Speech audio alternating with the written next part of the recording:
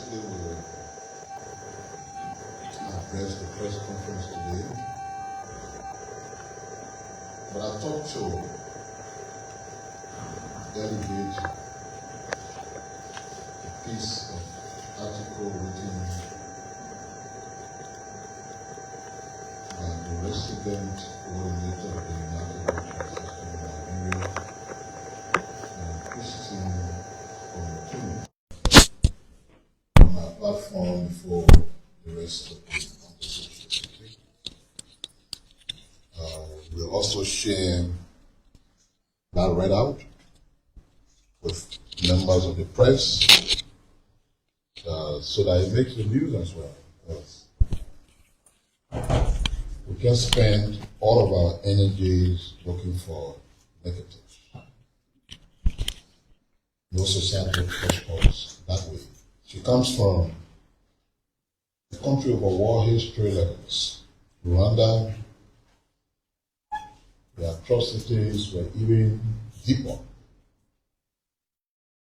I'm sure as journalists you know the story how in about 90 days over 500,000 persons were slaughtered. A great story about genocide. But now there's a positive side of it. That country is making serious progress, is making strides. She's from there, she's here, she's seeing through the different lenses. She's written something that, like I said, I want to elevate here. We like the governance environment we have, if you look back, an auditor will come and audit a government entity. The draft audit report is available. And some of the people who may have been found culpable will have some insight about the audit report.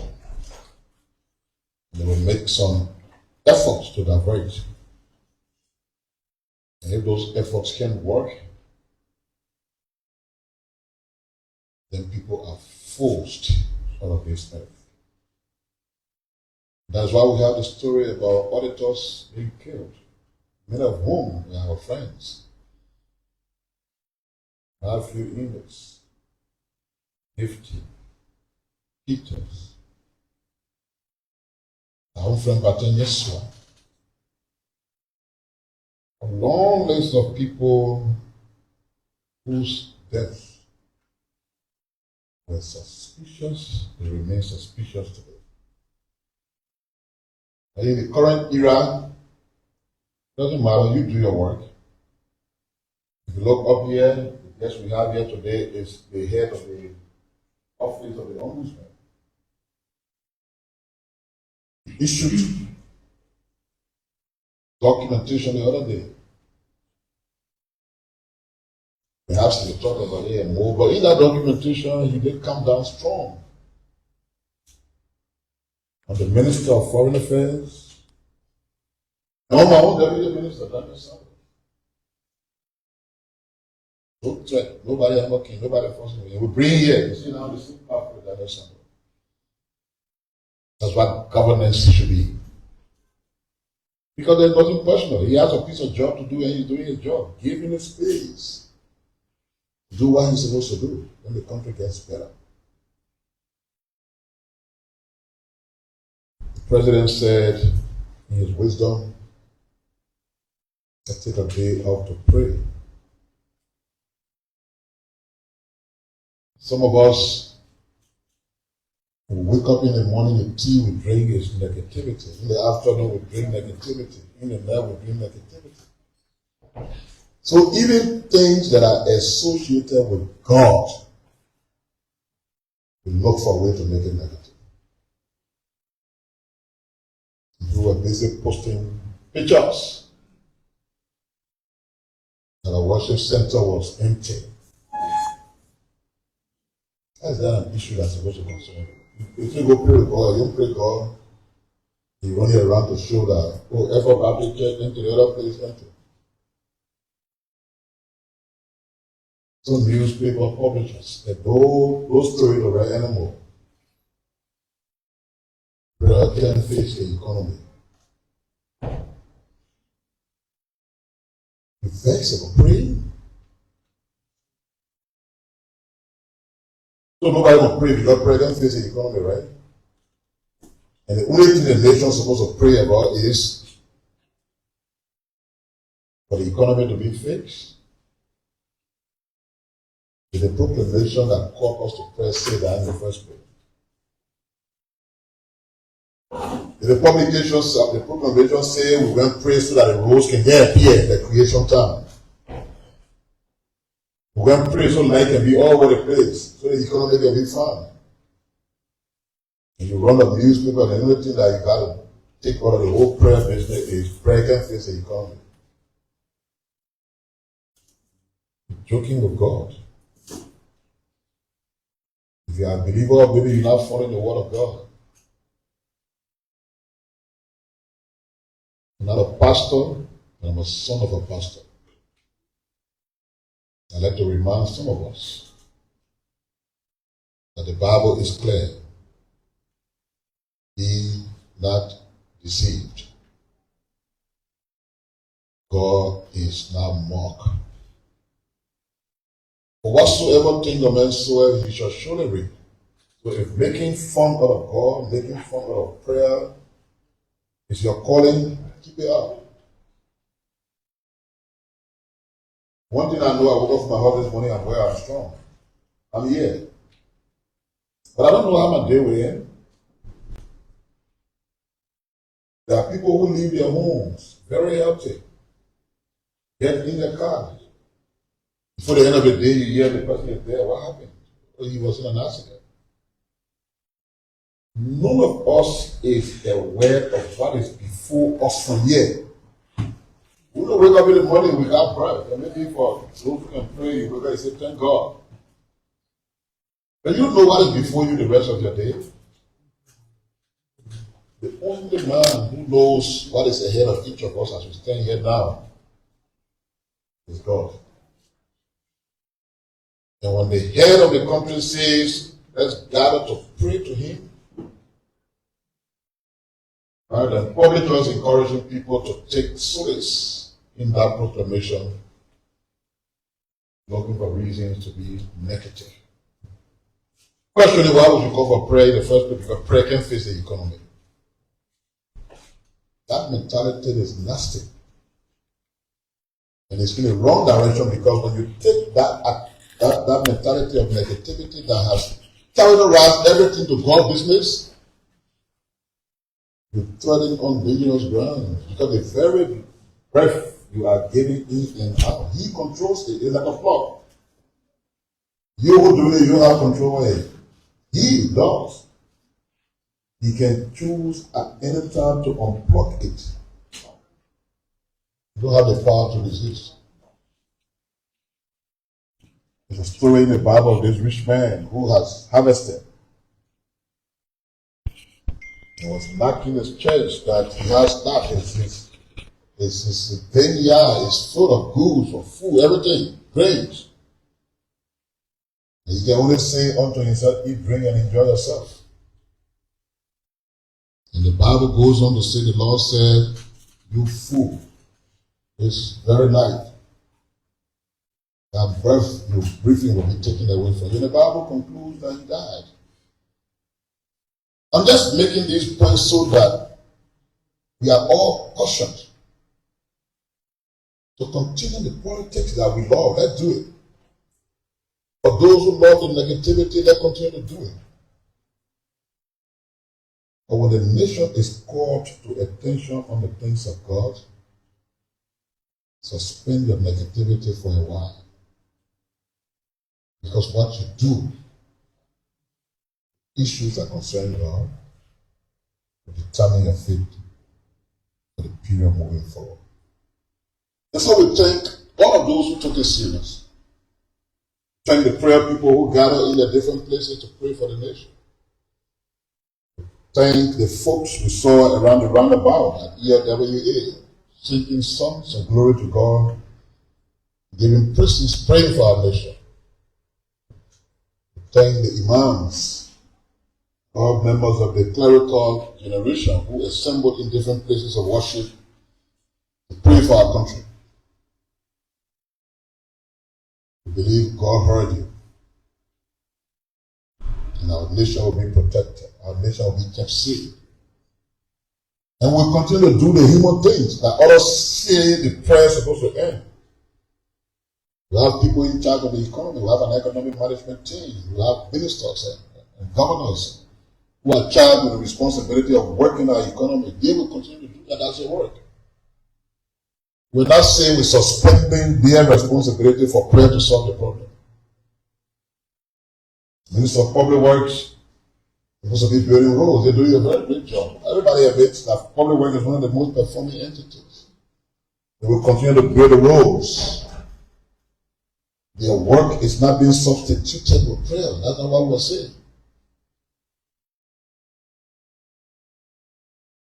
Our medical institutions are supposed to work. That's why we have folks deployed in our sector to keep doing the work. We're not substituting them with prayer to say we're going to pray so the hospital can be magical overnight. We're not praying for our schools to be what it's supposed to be. We're praying for God to pay attention to our nation, to keep watch over us. But after all said and done, we have a nasty history of violence. The sitting president seated in his residence at the executive mansion. No president sleeps there anymore. Those of you who were not born at that time, it's on the 6th floor of the executive mansion, which is the residence of the president. There, William Tolbert was brought from his room and slaughtered. 1980. Who attempt in 1985 led to raids and massive death, then the war, 250,000. So we got reasons to call for prayers. If you are a journalist, a political actor, or whoever you are, who don't see it that way, rather than keep quiet, you try to vilify the effort of a nation to pray, beware. So let me read the publication from Madam Christine Mutoni, and then Daniel Sando will continue with the rest of the talking points before we call the esteemed gentleman in Council of Finley Canada. She said, when I arrived in Liberia in February of 2023, the country was preparing for general elections. These are always pivotal moments in a nation healing from the skies of civil war, which Liberia experienced twice, from 1989 to 1987, and from 1999 to 2003. Elections are more than political milestones. They are tests of the nation's enduring commitment to peace. What followed later that year was remarkable. A peaceful democratic vote and a dignified transfer of power from former President George Weah to now President Joseph Numa Boakai. In doing so, Liberia reminded the world, and perhaps itself, that it continues to choose peace over conflict and dialogue over division. At the time when democratic setbacks are on the rise globally, Liberia offered something deeply valuable: proof that peaceful, people-driven transitions are not only possible, but resilient. He says, from conflict to confidence, a national story of hope gains global recognition. Liberia's stated commitment to peace has not only gone unnoticed. In June 2025, the country was elected to a non-permanent seat on the United Nations Security Council for 2026-2027 term. A powerful sign that the world sees Liberia not only as a beneficiary of peace, but also a contributor to it. This nation's story is remarkable. It should be told, not in footnotes or in whispers. One of the reasons I'm reading it here, because I'm still watching published, not many will read it. But with pride, Liberia was Africa's first republic, a founding member of the United Nations and the African Union, and a long-standing champion for regional peace. Liberia is not defined by conflict or crisis, but by courage, persistence, and the daily work of building a nation one step at a time. After all, peace is more than the absence of war. At a time when conflicts are resurfacing and peace remains fragile in many parts of the world, Liberia's more than 2 decades of stability offer lessons that deserved to be shared. But as Liberians themselves will say, peace is never guaranteed. It must be nurtured, protected, and strengthened every day. What Liberia has and where it can go next. Too often, Africa's narrative is framed in terms of what is missing. You say, but in Liberia, I see something else. A view shared by many who know this country well. Liberia is a rich land, minerals, forests, coastlands. It is a young nation with more than 70% of its population under the age of 35, and a society brimming with leaders, entrepreneurs, and change makers, where women make up a majority. Above all, it is a country with resilient spirit, forged through survival and sustained by solidarity. Liberians are more than the challenges they can overcome. They are builders, ready to lead the next chapter of their country's transformation. The question is no longer whether Liberia can rise, but how quickly and inclusively they can do so. A human-centered vision for development. Development is not about numbers or jargons. It is about people. The young entrepreneur with a bold idea, the farmer adapting to climate change, the mother and child seeking quality care, the student navigating a digital future. Every policy and financing choice must be measured for how it improves lives and protects dignity.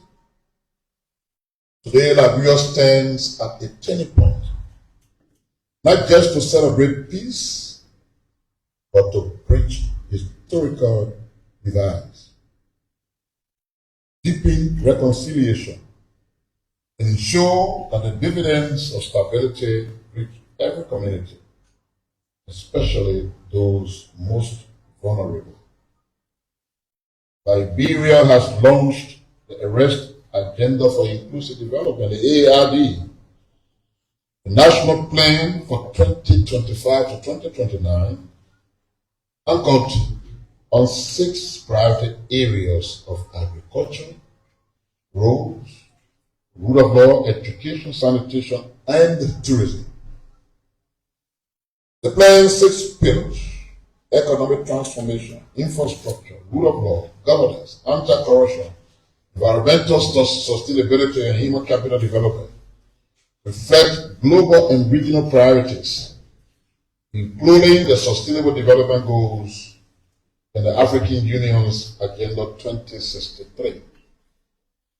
To deliver on this ambitious target, Liberia is focused on critical accelerators, investing in education, technology, and skills for the youth, strengthening health care and social protection, empowering women and young people, and building climate resilience across food systems, from farms to feeding villages. Global alignment matters. The development must be owned, financed, and led from within. Progress happens. National priorities drive partnership and not the other way around. Financing the future from aid to self-reliance.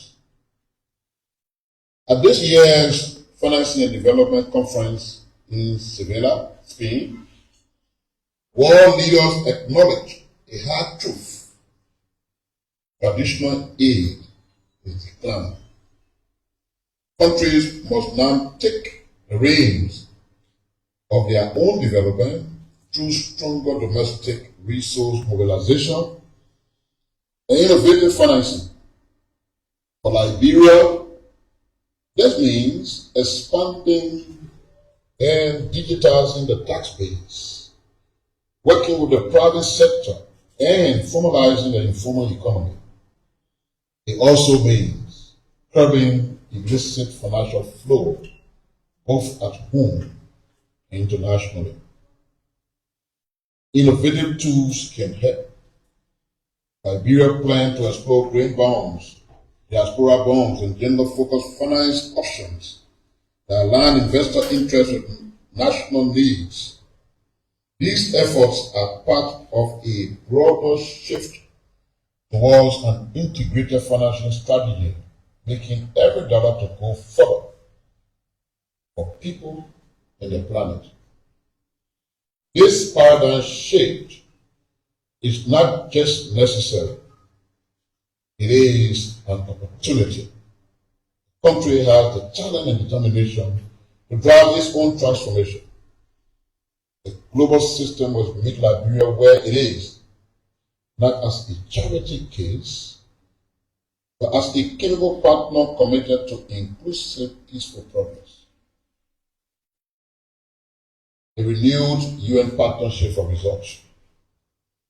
The UN in Liberia joins the nation in celebrating its election to the UN Security Council. A powerful statement that the peacekeeping chapter is truly behind us. Liberia is now giving back to global peace. Over the years, our role in Liberia has evolved from peacekeeping to peace building to sustainable development. Today, the United Nations country team, composed of specialized UN agencies, funds, and programs, works hand in hand with the government of Liberia, civil society, and the private sector, and partners to support the national vision. Our next chapter is the new UN cooperation framework, which runs from 2026 to 2030, fully aligned with the AARD and focused on 3 of the pillars: economic transformation, rule of law, and human capital development. Our approach is rooted in local priorities, It is about turning national goals into results that matter for communities, ensuring that no one is left behind. And she concludes by making a case about believing in Liberia's future. She says, yes, challenges remain. Diversifying the economy, eradicating poverty, strengthening institutions, and closing development gaps. But Liberia is not defined by its obstacles. It is defined by its resilience, progress, and the determination of its people to keep moving forward. Now is the time to turn peace into lasting prosperity, to let democratic values drive inclusive growth, and to show that Liberia can be a beacon of what is possible when a nation invests in its people and believes in its own potential. Together, in genuine partnership, the United Nations in Liberia will continue contributing to the country's story of dignity, resilience, and inclusive development. God bless Liberia and a happy 178th Independence Anniversary. This message was written by the UN Resident Coordinator in Liberia, Christopher Motulin. She wanted us to play some role in elevating it because it's a message she wants to go far. And I thought using our platform, the government's communication platform, to elevate it with voice and not just sharing the leaflets with you. It's a critical responsibility on my part as the chief communicator of the government. Thank you for listening. Family, just want to be up.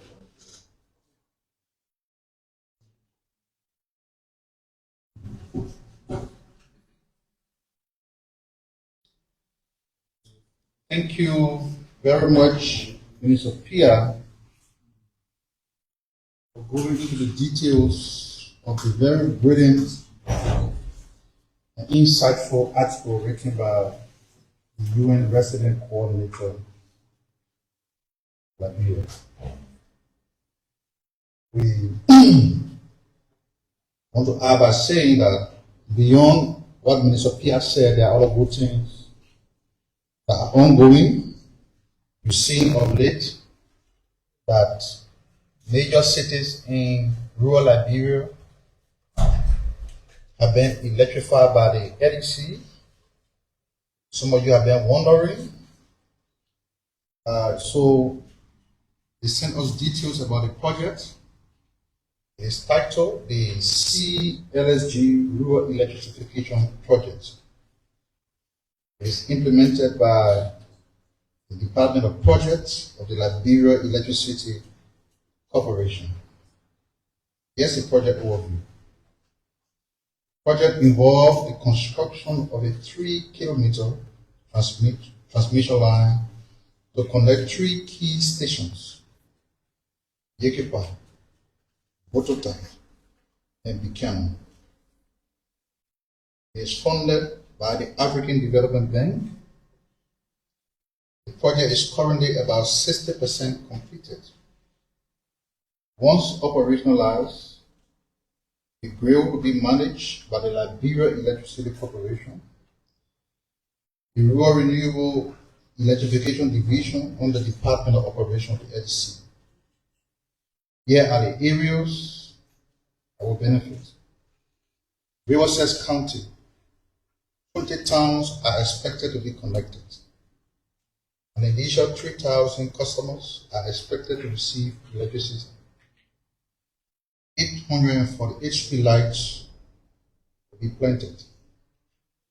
Rembasa County, 31 towns are expected to be connected, for an initial estimate of 4,500 customers to gain access to electricity. 836 street lights will be installed. One county, 30 towns are expected to be connected. An initial estimate of 4,000 customers will be connected to the grid. 800 street lights will be installed. The project is not going to stop there, it's going to extend to other parts of rural Liberia because, in keeping with the promise by the president, the goal is to increase access to electricity by 2030.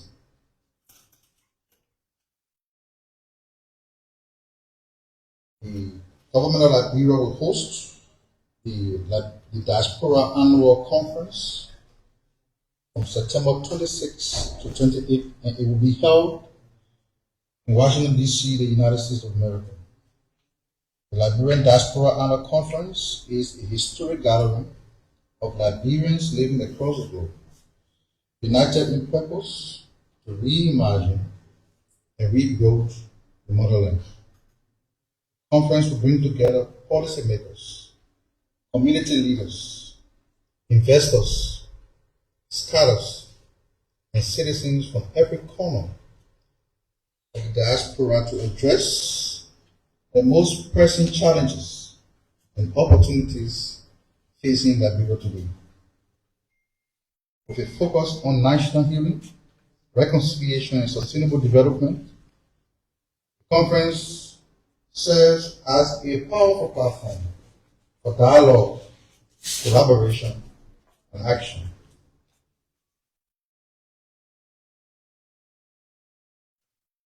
The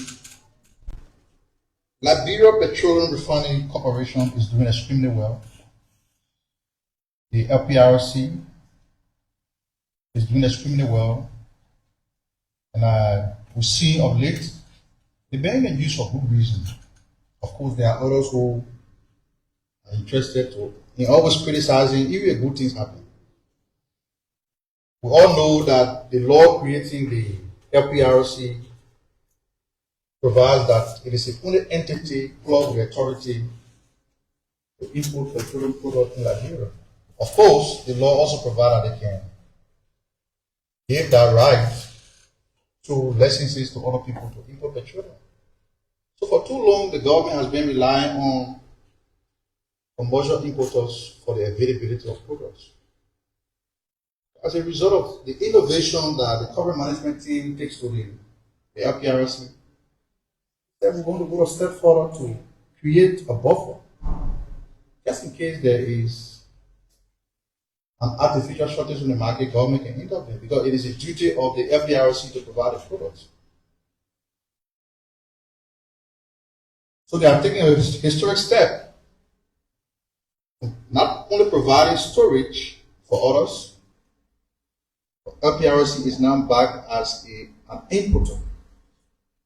This week, witnessed the arrival of the first shipment of 3.5 million gallons of products. So this is the first time this has happened in 40 years. An addition of 17,000 metric tons of fuel is also expected. So nothing wrong has happened here. All they have done is to go a step forward, be more innovative, and say, we have to do this. They are not taking the importers out of business. Issue a statement and said that the importers will have the first privilege to be served with the product that have been brought in the country by LPRC.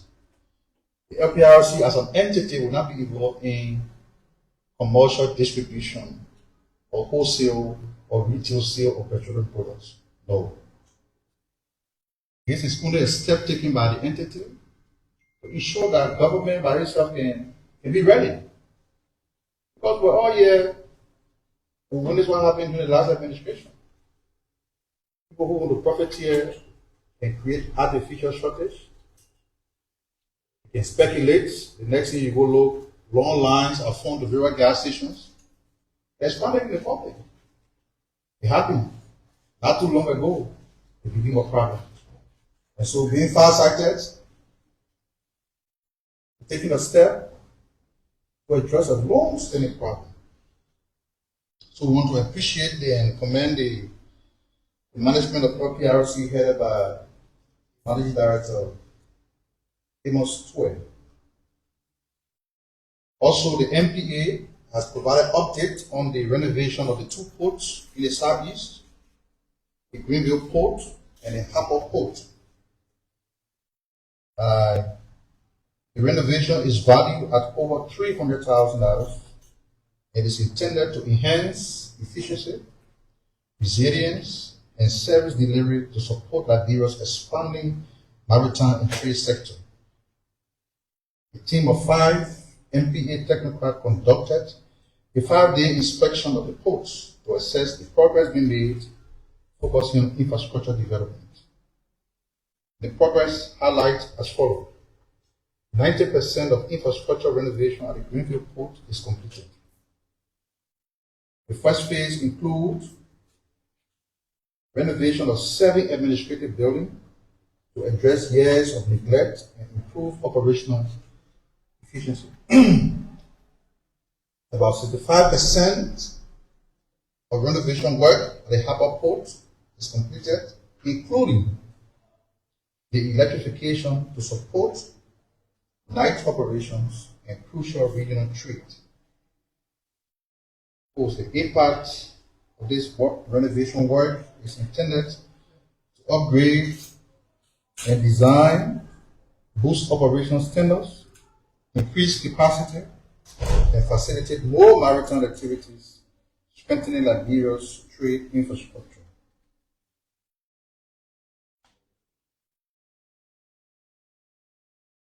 Lastly, before I invite the Ombudsman to podium, the Ministry of Education announces National Call for Qualified Educators. National Call for Qualified Educators and staffs for Liberia's new model schools in Bong and Nima counties. The Ministry of Education is pleased to announce a nationwide recruitment process for qualified, committed, and passionate professionals to serve in the newly conducted model schools in Bong and Nima County. This initiative is part of the Ministry's ongoing commitment to improving educational quality through strong leadership, innovative teaching, and inclusive student-centered practices.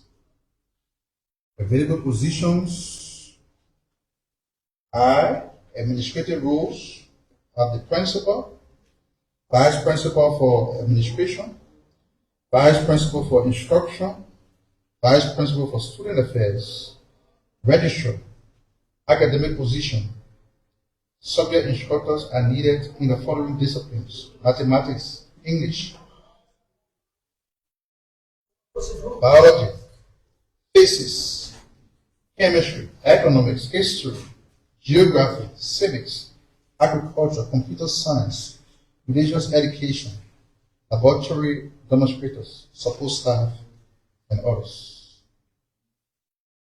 Ministry announced that all applications will undergo a transparent merit-based process.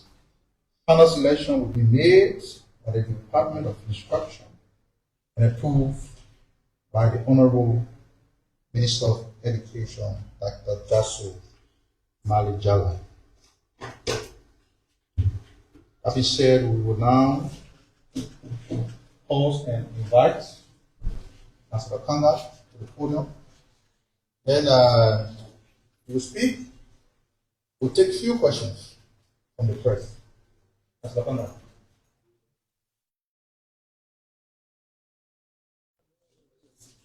Good morning, brothers and sisters. The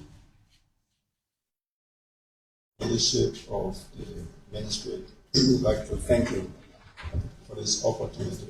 To begin, we will invite Madam Grace S. Kaba, Assistant Payroll and Placement Director, to deputize for the Human Resources Manager, along with the Office of the Ombudsman. Please join me, Madam.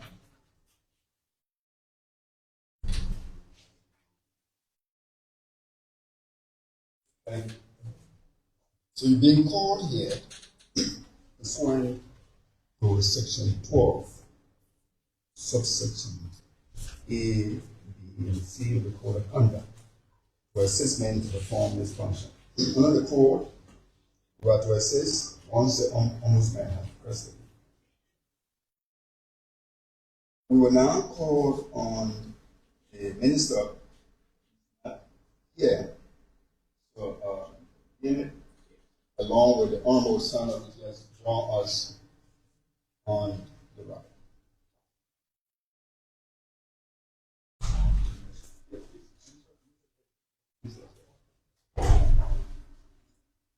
Mr. Minister, you're welcome. Please join us up here as we perform this ceremony. Yes, just on my right. It is provided under the Code of Conduct that public servant, be it officials of government or employees of government, should be awarded appropriately pursuant to section 18 of the Code of Conduct. I've called on the minister along with his senior staff and our CSA junior staff representative here to appreciate this hall. The lighting in this facility has improved, so is the seating. The furniture are well selected. We believe that the action of the minister, along with his deputies and employees of the ministry, was accommodation. And we think his action letting this hall is not limited to the hall, but also the facility. As we drove into the building, we realized the Liberian flag being posted in location that beautify this place. And that enable us to remember that our flags means a lot to us as a nation state. Hence, I award the minister along with his deputy and all employees of the ministry for serving as a reasonable civil servant. A reasonable civil servant, as decided by the ombudsman in the case Republic of Liberia versus Emma Glasgow and all, provide that the reasonable public servant is that public servant that work for the public interest. What we find here, the beautification of this hall is within the public interest. Thank you, Mr. Minister, and thank you for the staff for making this place bright. I now order the human resource representative here to accordingly draft for me a certificate of award to your ministry that will be signed by the office of the ombudsman, and this will be used by this ministry in the interest of the public service. Thank you very much, Mr. Minister.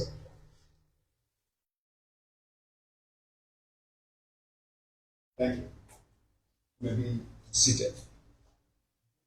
All those who are listening to the ombudsman today require of you at all times to be a reasonable public servant. Reasonable public servant work only within the interest of the broader public, and that's what has been done by the minister along with the team here today, and so they are calling it awarded. Now that being said, we would like to bring the attention of the public to the issue of asset declaration. Asset declaration is a key requirement of our law. It requires that all those within the three branches of government will declare their asset. And the law requires that once you assume office, within 30 days or thereof, you should declare your asset.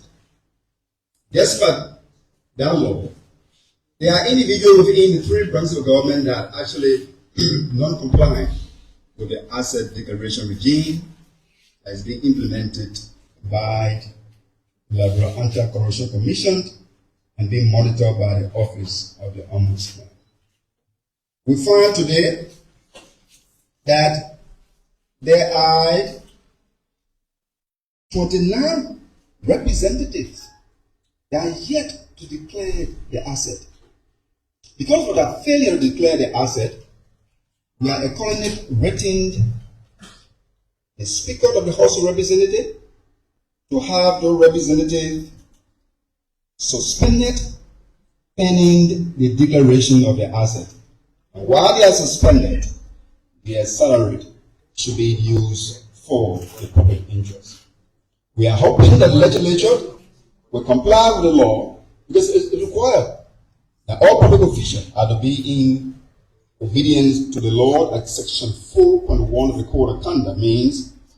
At all times, public officials are to abide by all laws, regulations, and norms of this country. Despite of that law, representative has failed to declare the asset as required by law. Hence, those representative names were currently submitted to the Speaker, and we expect the Speaker to comply by the ruling of the Office of the Ombudsman.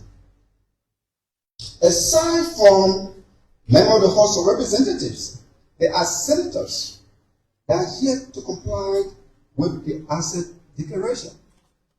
Like the representative, the Ombudsman, have accordingly written the Senate Pro Tem to ensure that the 12 senators who are yet to declare the asset as at July 4th will be accordingly sanctioned by the college to have them suspended until their asset will be declared. Because it is the upper house of our country, we need senators that are yet to comply as at July 4th of the asset declaration. The Honorable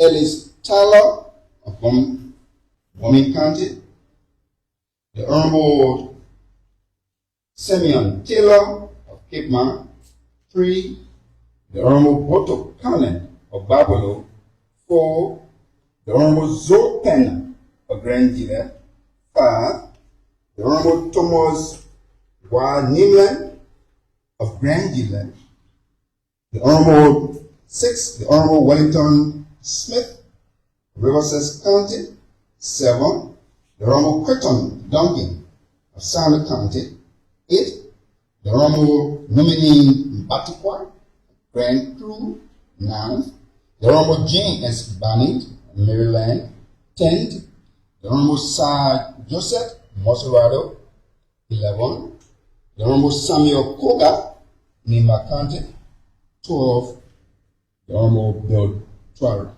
Riverside County.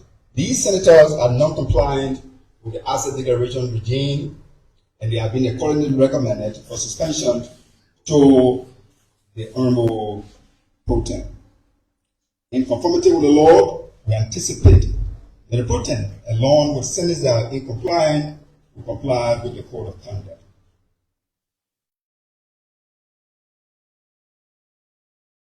Within the executive branch, despite of the moratorium provided by the President, that all those who in the executive branch should declare the asset within the time frame, and those who feel some were being sanctioned as at July 4th, there are 150 officials within the executive branch that are yet to comply with the asset declaration regime.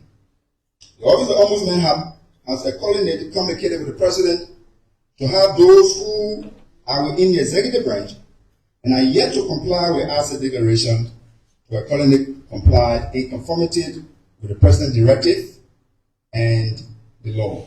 That is, they should accordingly be suspended until the asset should be declared. The judiciary, as at July 4th, the judiciary has complied almost in total. Notwithstanding, There are four public officials within the judiciary that are yet to comply with the asset declaration regime. Those who are yet to comply within the judiciary are as follows. Onan Shannon G. Yo, Chief Justice, retired legally.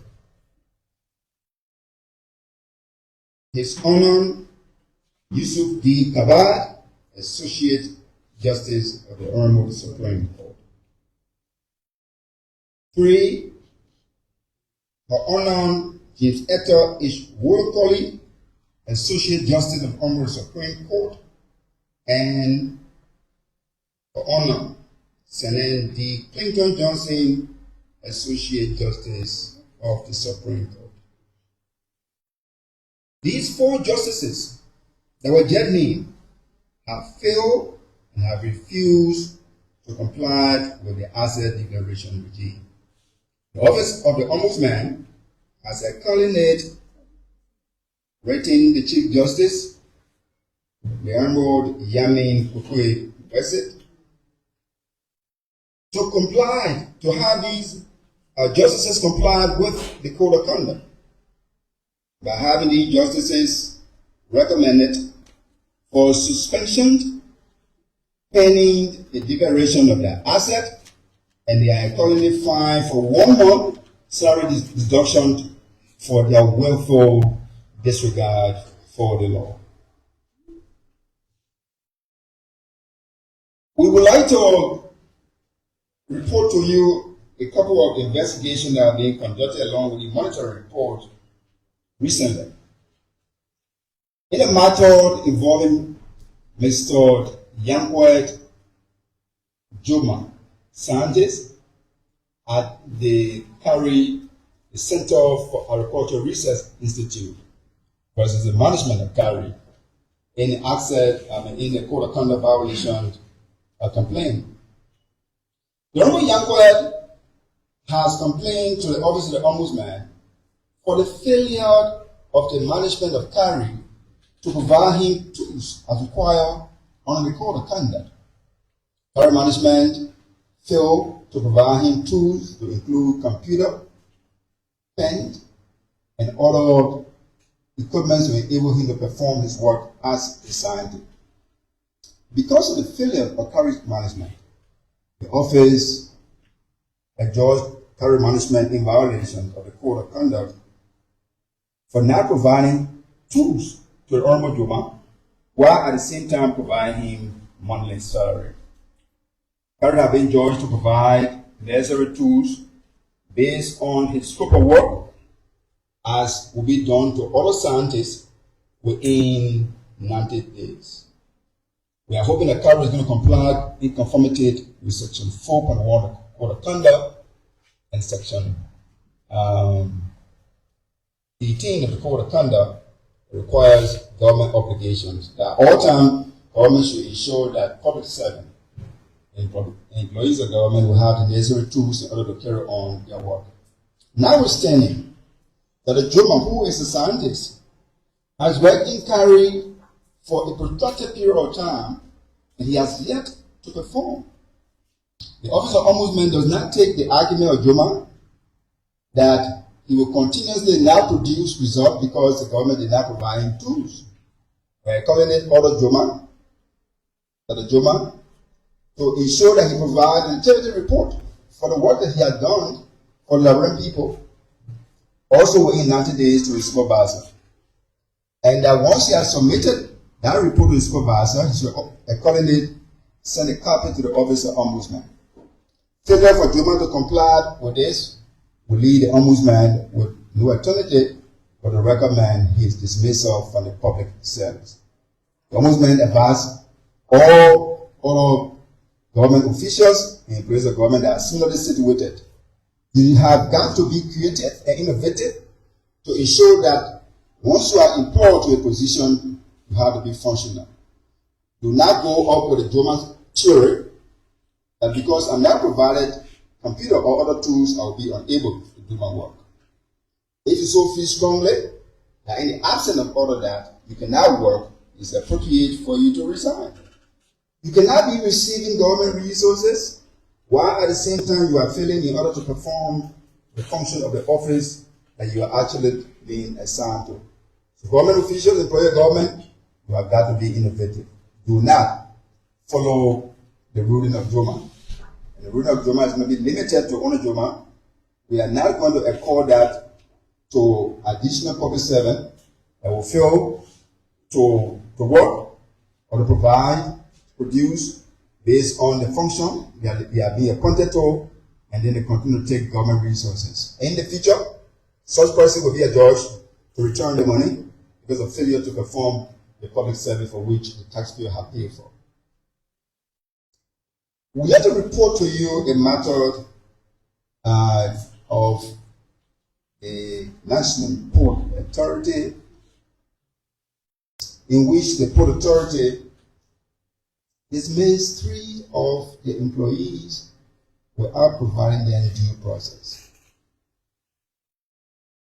It is wrong at all times for any government agency to adjudge any employees wrong without providing them due process. That would be in violation of the code and the civil service standing order. We are calling it written management of the National Port Authority to ensure that those 3 employees that were not given due process will be reinstated into their position because of a violation of their constitutional right and the rights under the civil service standing order and that of the employee handbook for the Free Port of Liberia. We are calling requested the Honorable Duplay, along with his lawyer, Councillor Busi, to register at the Liberia Institute for Public Administration to do a course in public administration to enable them to effectively understand that the Free Port of Liberia is a government entity and that it needs to operate within the confines of the law. 3. So over the period, the ombudsman have been investigating political participation. Political participation is a component of the Code of Conduct at Section 5. And over the period of 11 months, there have been intensive investigation ongoing at the Office of Ombudsman. We like to thank the Liberian people that provided support to the Office of Ombudsman. Of course, you know we'll not name you because it's prohibited. We'd like to thank you for assisting the Ombudsman in carrying on that investigation. That investigation is concluded today, and these are the findings of that investigation. Before the investigation, Her Excellency, the Honorable Cyril Besco Yanti was invited to answer to the question if she was a member of a political party or not. The Honorable Yanti and Besco Yanti appeared before the Office of Ombudsman and indicated that she has since resigned her position within her political party in order to work within the public interest. That was actually correlated with the party's information, and based on the information to us, we felt that was true. Notwithstanding, the Honorable Besco personalized government service when she asked the Honorable Jetty Arm, who is a public servant, a public official, to represent her before the Office of the Ombudsman. Because she personalized government service, meaning Jetty would have been working at the time she actually told him to come and represent her. The Honorable Besco is fined $500 to be paid within the general government revenue account at the central bank or as will be directed by the Liberia Revenue Authority. Documents are being communicated to her, and that she will be requested to pay the fine upon receipt of the document within 72 hours. Unlike Besco and others who resigned as we find in a report that will be shared with you, there are about 20 government officials that have been adjudged guilty for violation of Part 5.1a and b of the Code of Conduct, along with Section 5.18 of the same Code of Conduct. Under that section of the Code, those who are in violation of the Code of Conduct, there's one penalty. That is removal from public office as required under Section 5.9 of the Code of Conduct. Thank you very much.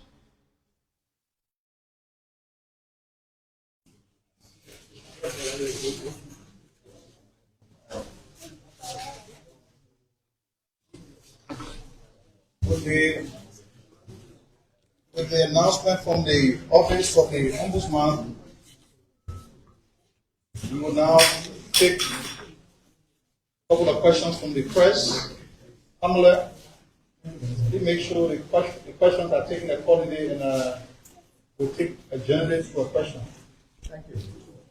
Journalist for a question, please be attentive. If you want to ask questions, please stand in the queue. Please be recognized in the queue. Thank you. Please introduce yourself. So my name is Joseph Seli, and I report for ABC Radio. I want to say thanks to you, the Atlantic Broadcasting Corporation. Welcome. I want to say to Councillor Fina Kanga, thank you for the work you're doing. And I think the days are dawning of a new day to see the office of the Ombudsman being effective like this. But one of the things is, it is the implementation of these reports. Because many times, when you come up with these reports, many people think that you are toothless. You do not have that teeth to write it right. Because since you listed all of these officials, and even our information at the minister, the name on that report, and you recommended that it should be filed from public office. Is that before the president? And what's the time limit within that space? Thank you. Thank you. My name is Desmond Well, and I report for Democracy Watch. To the Office of the Ombudsman. My attention is being drawn to the fact that the recent investigation that have been uncovered by Democracy Watch, the Office of the Ombudsman uncovered and barred by the office is currently. It is proven to believe it is the chairman's relative, one of the family members' property, and it is being used for government's office. Government paid no money to that family member of yours, while government at the same time pays you as chairperson for the office you occupy. And the other issue is that office is supposed to have an executive director. And I don't know whether you have an executive director, you just named the human resource manager. If you have an executive director, you want to know the name of the executive director, you as the chairperson of the office. And my last concern is, to what level do you validate some of these public officials when they make these utterances that indeed I'm not a member of any political party, and you just confirm that in the case of the foreign minister, she's told you that she has resigned, and that correlated with the party's position. But do you sometimes go beyond to seek for the letter of resignation, or is it just a verbal utterance that they tell you to resign and you go on to that to run the office of the ombudsman? Thank you.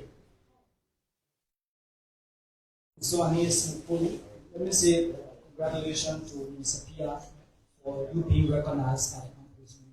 Thank you. And so after listening to the presentation from the office of the ombudsman, I want to ask the government question.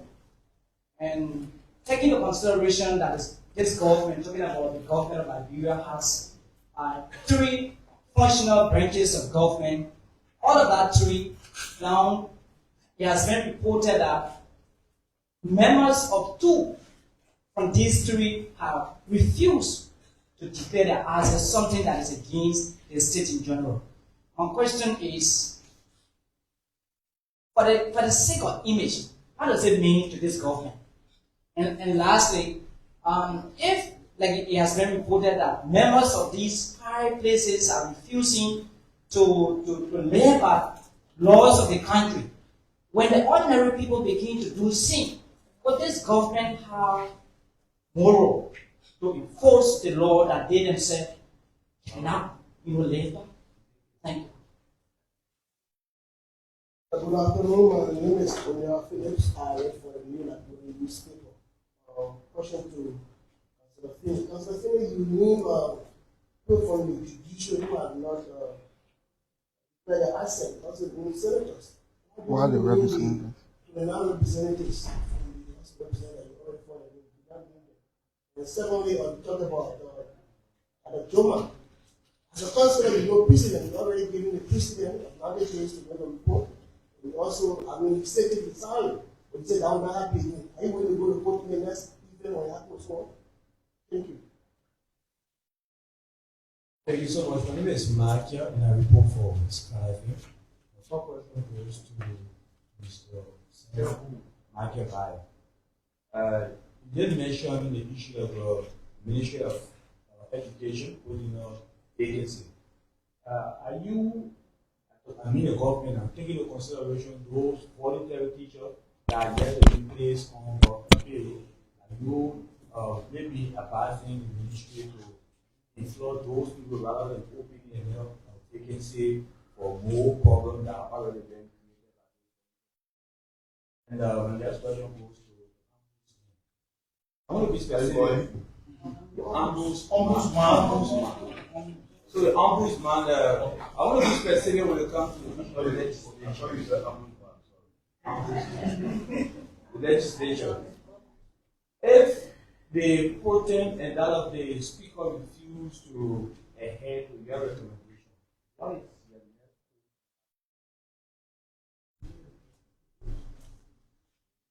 next? My name is James Walker and I report from Kia Radio. And I'd like to thank the councillor for his presentation. But listening to him, he said he presented a request to the newly confirmed Chief Justice, or he has not been commissioned. The President, so I want to know whether it is not against the law that he has not been commissioned to take office and he will be operating or taking actions against or communications sent by the office. Thank you very much and good afternoon. I'm Mario STP and I report for Panama FM. Mr. Kanga, thank you.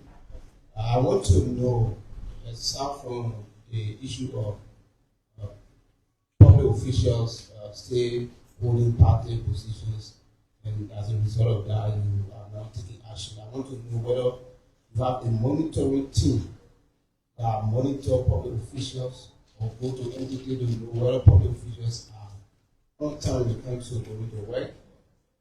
If yes, how effective is that team? If no, how do you track public officials who don't go to work in time? Thank you.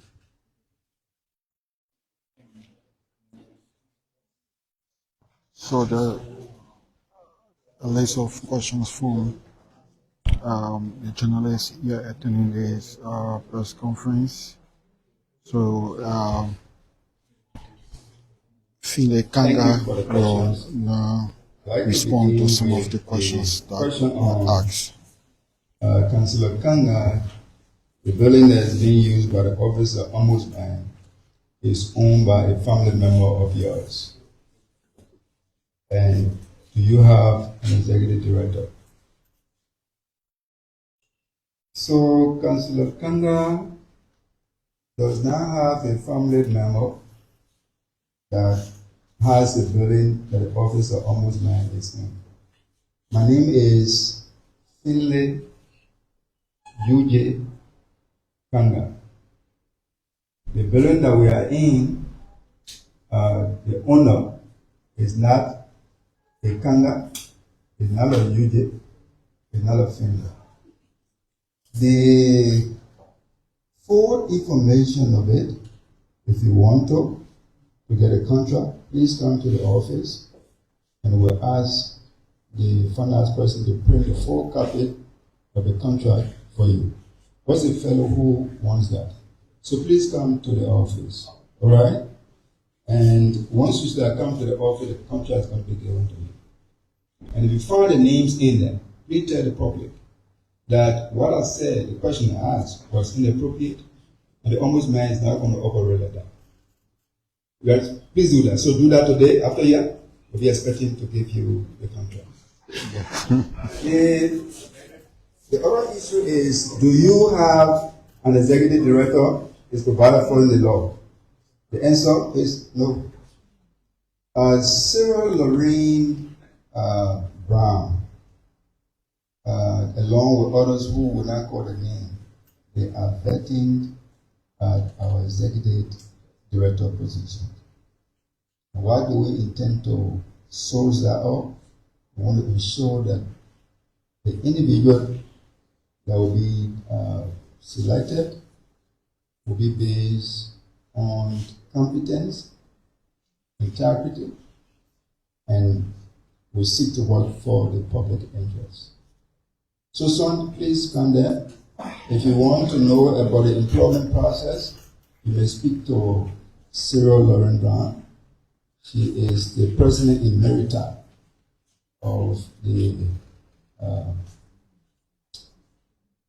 Stella Marie Polytechnic College. You can do that. There was another question that said the Ombudsman office does not have teeth.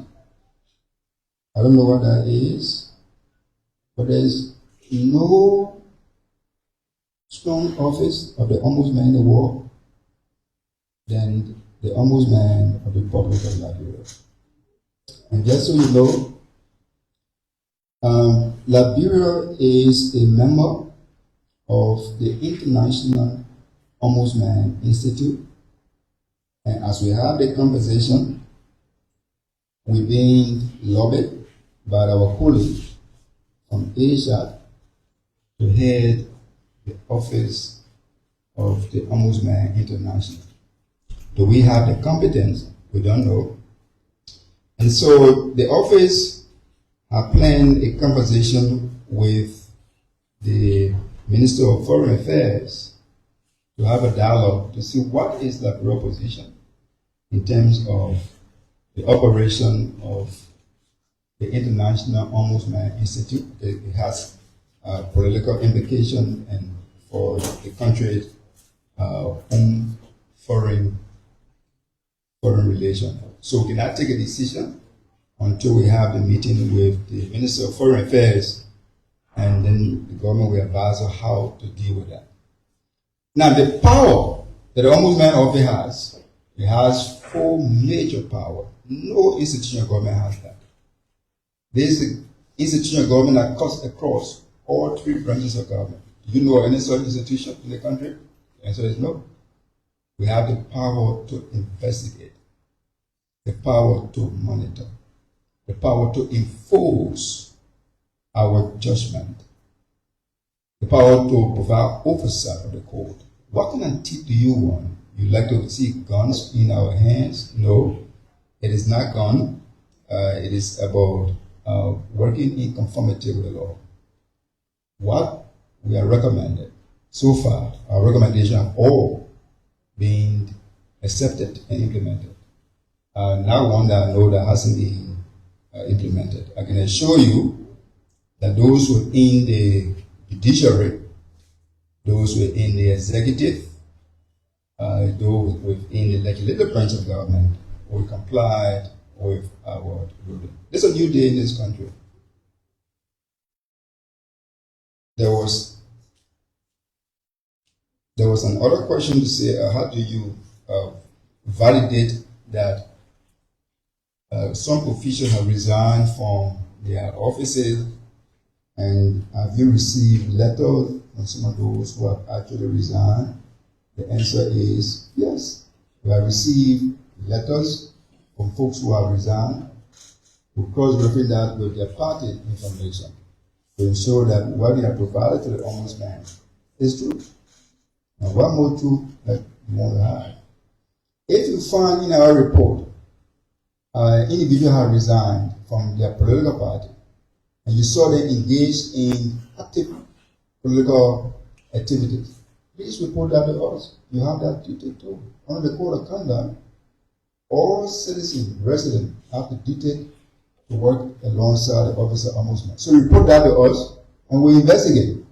If that is true, we apply the law. But as our finding, those findings were cross-checked, and they have been validated, if you say so, or they are verified before the report. I told you there was at least 11 months of study. It's not a day's event. So we think that what we provided is what it is. But it's important to know that there's a dissent in the opinion of the ombudsman in the political participation case. The dissent, as was written by the Honorable Lamin Pago, basically seeks to establish that he concurred with all decision. That is, we should apply section 5.9 of the code for all violators of section 5 of the code of conduct. But he said that we should limit the penalty only on those listings that are provided by NEC. That is a dissent. He said every other information that you got, for example, the one is an eminent member of a political party who sits in the executive committee and make a decision, you should not adjudge them guilty for a political management. All right, so that is dissent. So part of dissent is available. You can read it. But the majority is that all those who are in violation, there is only one penalty. Section 5.9 of the code, removal from the public office. And the law is so hard. It says, if the ombudsman has adjudged you guilty, you should not receive any other money from government. That's how the law has it. Read it. You cannot receive any other money that's being appropriated by the legislature. Isn't that a teeth to bite? Indeed, it is.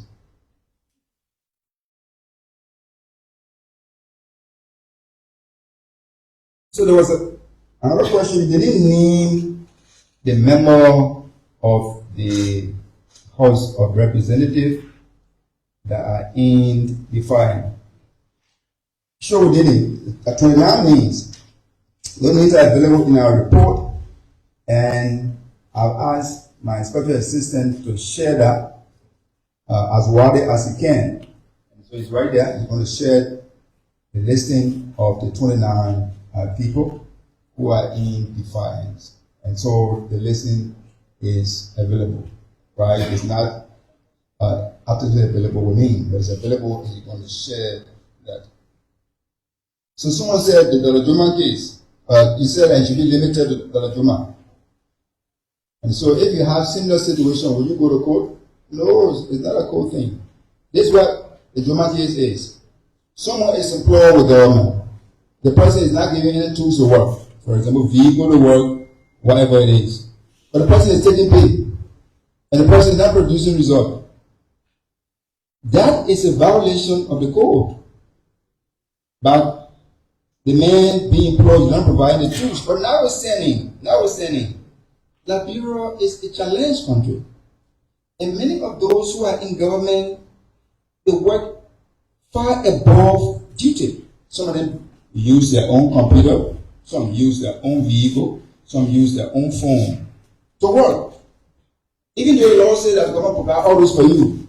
But we should see our resource envelope is small. It's a very poor country. We have 800 million in the budget. That is nothing. We have to find ways in order to create new money, to add that 800 up to probably 2 million up. When we go to $1 billion, then we're good. 800 million, we need to work hard to improve that, but that is not the basic of this conversation. At Joma case, we are saying all the public servants, don't use that argument that Joma has to say because you are not giving me a computer, you are not giving me a car, you are not giving me a phone, so I'm not going to do my work. Because the code of conduct says so, right? And so we are saying we don't want public servants to rely on that as a precedent. We want public servants to be creative and innovative and to work within the public interest. So I admonish you, if you have your friends in government, please tell them to be proactive to do the work.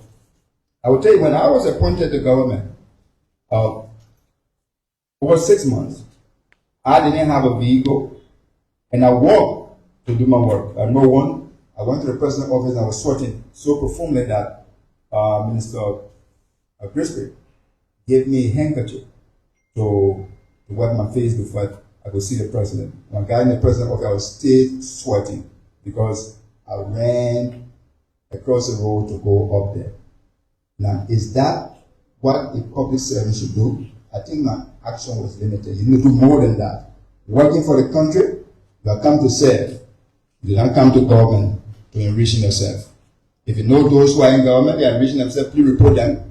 If there are ethical violations to us, we investigate. There are criminal matters of criminal allegation, please report those to the LCC immediately. Don't wait. Because waiting will delay the progress of the country. We cannot wait. It is time to act. Now there was another question. If the leadership of the two houses fail to comply with the office of ombudsman, what is the next course of action? I can say that here, what is the next course of action? Because there are 3 ombudspersons, they have to make a determination.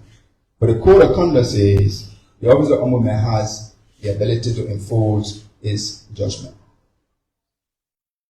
Do you have a monitoring team? If yes, are you monitoring those who are attending, going to and coming from work, and vice versa? The answer is no. I'm not going to put my monitors in harm's way. So if you saw them in the place, they say, look, you have come here and you are from the office of the ombudsman. But all those who are employees of government and those who are interacting with the government are monitored to the office of the ombudsman. If you find that folks are not coming to work on time, you can report that to the office of the ombudsman. And we are going to interact with the appropriate agency to ensure that people will be to work on time. Under the code of conduct, you cannot have a defense for not going to work on time because you say, my ministry is not providing transportation, or it's raining, or the sun is too hot, or my shoes spoil, or my wife got sick. You need to be to work on time. And you know the time for work.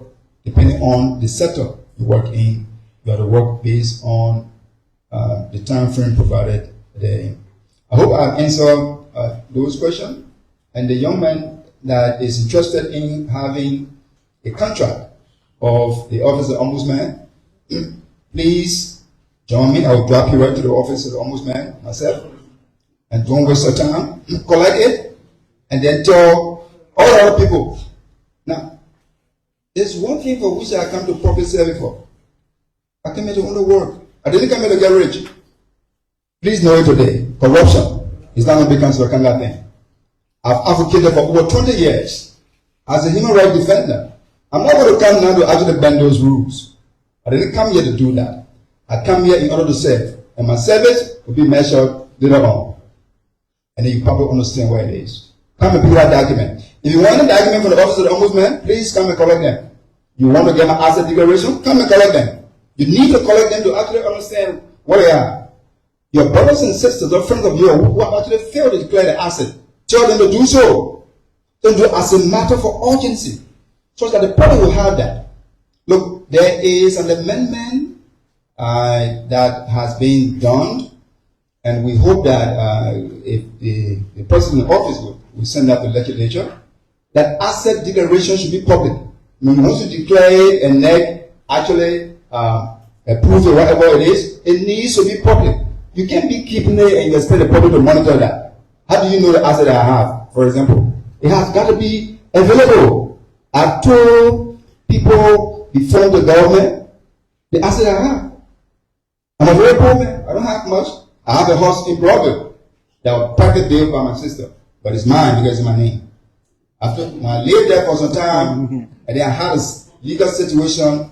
I got a property that was basically secured by my mother, to me once, who talked to the robbers then, and then they gave me a property in Broadway. That is actually on the G4 community.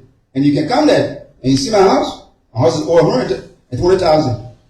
I've been building that house for a very long time. I have another property in Bentor that I've actually been building for over a period of time. Please come there and see it before you say that I took your money. Come and see what my property was and where it is. Those are declared to the LCC. But if you want it, please come and get a copy of my asset declaration. We need to be serious here. All my bank accounts are here. I got one bank account of Bank of America. By the time I went to school there, I get available. It doesn't have any money in there much. I got $3,011 in our bank account. That's not much. Right? So these things should be available. Yes. I don't have time. I actually use all of my time, but just understand where they are. The local bank I deal with IB Bank. It's there today. I can tell you how much money I get there because some money is there. When I don't want the government pays me there, it's there IB. It's right there. You come, I'll give you my bank slip if you want it. This has got to be a new day. Councillor Kanga has not come to the government to steal in a way. The issue of my family member was, because it's personal domain, I'm very interested in it. If the whole media want to come for it, please come. And the car I have, I can take 2 other persons in there, and I will give you copy of the document. Thank you very much. He is Councillor Fine Kanga, the head of the Ombudsman, and this is Information Minister Jerry McPia. That's one way you left trouble. See, all the things you made Councillor trouble. That's because, you know, on a serious note, sometimes it's good to reference that it is alleged that you did this. You ask the question in a way that made it look like you have all the facts that the place being used by the Ombudsman's office is the property of the councillors, right? Mm-hmm. That is why he has afforded you the opportunity to go and do the verification yourself. If the intent was to get the truth to the public, then I hope you take advantage of the opportunity that he has given so that you find what the facts are. It is easier and it's deeper into our society. We don't know how sometimes these things will do have grave consequences on people's character. The watchdogs of the society, do your work, apply a little bit of due diligence, make sure when you do something, but not just trying to blemish somebody's reputation necessarily or falsely. So it's good that you raised it. The councillor went deeper. You want to talk about the office. He has told you the homes he had, the ones he's getting, the money he got in the bank. He has told you everything. Let's all about interact in ways that protect us and the people whose reputation will try to put us down. A number of your colleagues have traveled to China.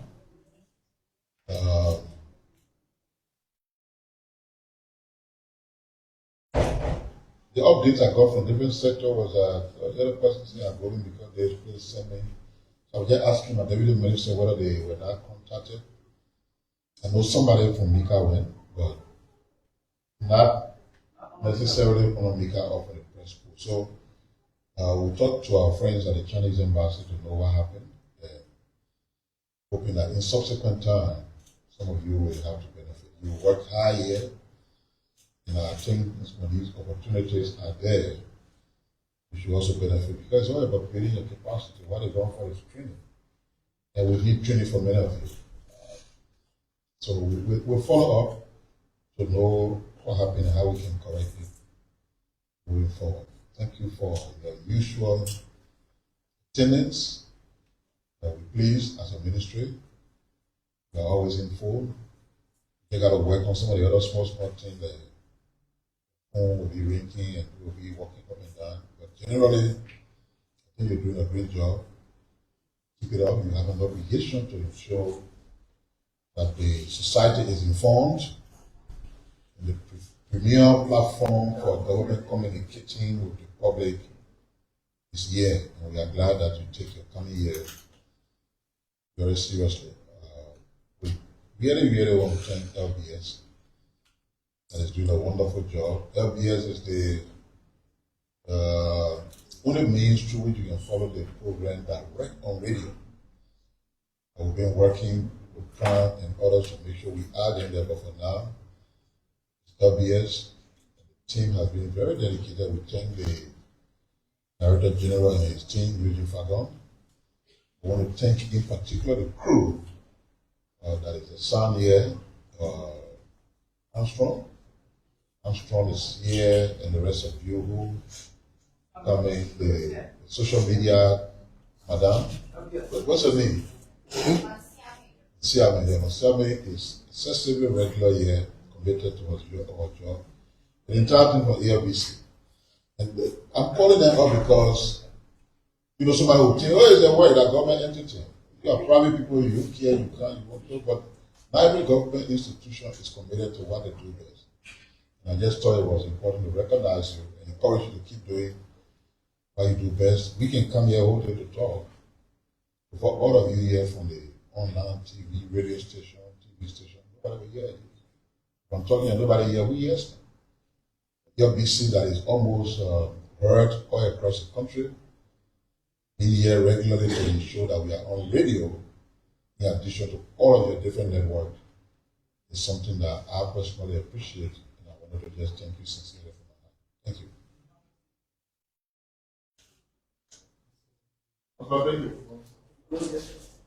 And so we love to say thanks so much for watching. It's been a pleasure. Right now is the photo shoot of the guests and the ministers here. So I say thanks so much for watching on TV. It's a pleasure. We hope to be here next week, Tuesday, when the Ministry of Information will conduct another round of press briefing. Thank you so much.